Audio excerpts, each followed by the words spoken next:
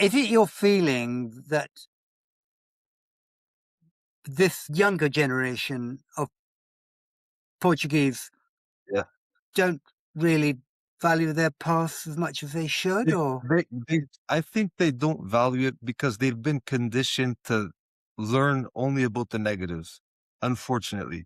Because yeah, Portugal has a big connection with Brazilian culture, and the the hyper focus has been on the slavery with the Americas, and that is something that you shouldn't feel good about.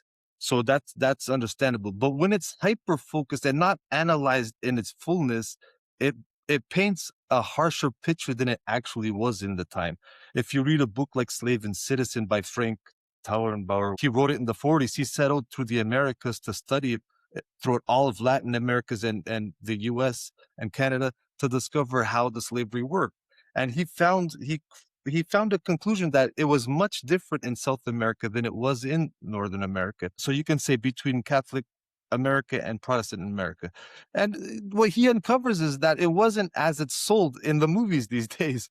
So I think that's one of the reasons why they're just fed the negatives. They're not fed about how they contributed to these civilizations, to these countries, to how they developed them. Because even the word colony today, if you Google it, it merely tells you that it's it's based upon exploitation.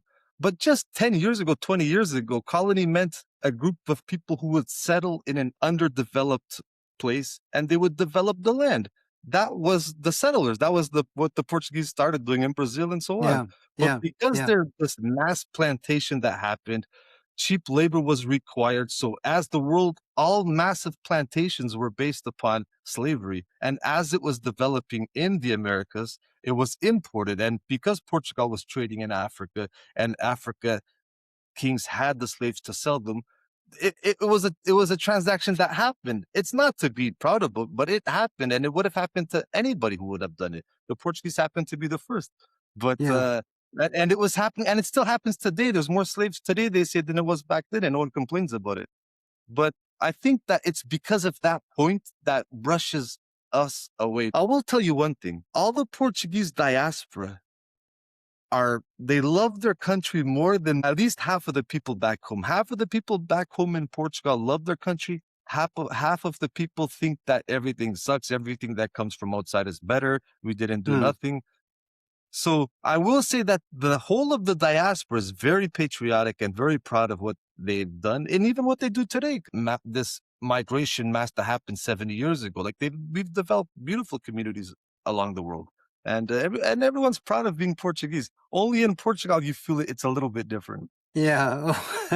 Well, maybe that's the way, really. I mean, things change in different generations, don't they? Really. I mean, I think what strikes me as total outsider is that Portugal. Uh, um, every time we come to Lisbon, it looks different. Yeah, Portugal seems to have been discovered, if you like, yeah, by you know, by a huge number of people. I mean, I don't know if uh-huh. it's tax breaks or whatever, or what. And I don't Yeah, know whether yeah, that's changing the way that Portugal operates and how people yeah. feel about their country. Um, the sort of digital nomads and, Mhm. um, you know, foreigners buying up properties, all that kind of thing.